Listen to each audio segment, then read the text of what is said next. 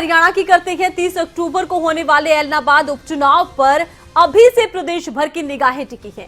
ऐसे में निर्वाचन आयोग की ओर से उपचुनाव का ऐलान किया गया है और हरियाणा के नेताओं के बयानों ने मानो सियासी पारा हाई कर दिया। हरियाणा के सभी दलों के नेताओं के बयानों से जुड़ी ये खास रिपोर्ट देखिए।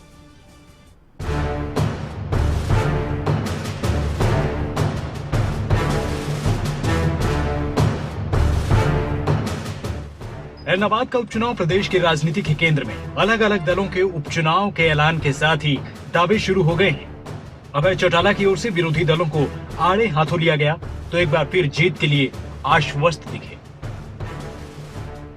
जेजेपी के राष्ट्रीय अध्यक्ष अजय सिंह चौटाला ने इनेलो के ऐलनाबाद सीट पर मजबूत होने के दावे को खारिज किया है और कहा है कि सीट किसी का गढ़ नहीं है। हम और भारतीय जनता पार्टी मिलकर के इस चुनाव को लड़ेंगे और हमारे सहयोगी दल से विचार विमर्श करके इस पर निर्णय करेंगे जल्दी। बिल्कुल सबसे पहले तो वहाँ के कार्यकर्ताओं को बुला करके उनसे विचार विमर्श करेंगे और फिर फील्ड में जाएंगे। वहीं गठबंधन के उम्मीदवार को लेकर बीजेपी प्रदेश अध्यक्ष ओपी धनखड़ ने कहा है कि उम्मीदवार को लेकर दोनों दल पहले बातचीत करेंगे, उसके बाद ये तय होगा कि उम्मीदवार किससे उतारा जाए। से प्रतीक्षा कर रहे थे। चुनाव कोरोना के कारण से डिले हुआ है। 30 अक्टूबर की चुनाव की घोषणा हुई है। निश्चित रूप से भारतीय जनता पार्टी जेजेपी गठबंधन चुनाव के लिए तैयार है। गठबंधन चुनाव लड़ेगा, ये निर्णय अभी हमने नहीं किया है फाइनल। बैठकर हम दोनों पार्टियां बैठकर इस बारे में निर्णय करेंगे। जब निशांत सिंह जी, मैं और मुख्यमंत्री और उप मुख्यमंत्री जी बैठेंगे तो निश्चित रूप से निर्णय करके आपको बताएंगे कि कौन सी पार्टी का उम्मीदवार होगा, लेकिन चुनाव गठबंधन लड़ेगा। लिहाजा ऐलनाबाद उपचुनाव हरियाणा की राजनीति में इस वक्त बेहद अहम है। ऐसे में कैबिनेट मंत्री रणजीत सिंह का कहना है कि जीत हार उम्मीदवार पर निर्भर करती है। वहीं कैबिनेट मंत्री मूलचंद शर्मा की ओर से भी ऐलनाबाद में जीत का दावा किया गया है। अभय ने इस्तीफा दिया है और इस्तीफा देने के कारण बाई इलेक्शन हुआ है।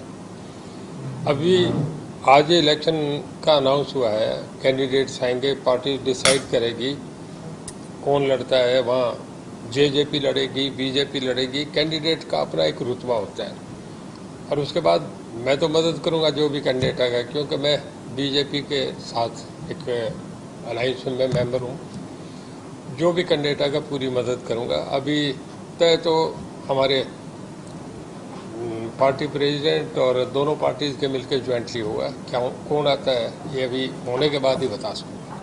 Bharatiya Janata party JJ party के गठबंधन का प्रत्याशी होगा और ऐलनाबाद चुनाव जीतेंगे। और ऐलनाबाद के लोगों को पता है कि विकास कराना है और अपनी विधानसभा का विकास होगा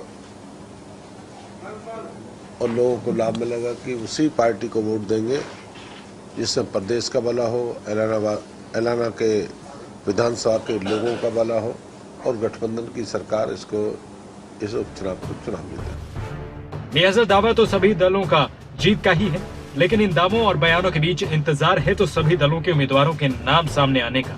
30 अक्टूबर को जब मतदान होगा और इंतजार है तो 2 नवंबर का जब नतीजे सामने आएंगे। देखना यह होगा कि किन मुद्दों को लेकर ऐलनाबाद के वोटर्स वोट डालेंगे और ऐलनाबाद से चंडीगढ़ का टिकट किसे मिलेगा।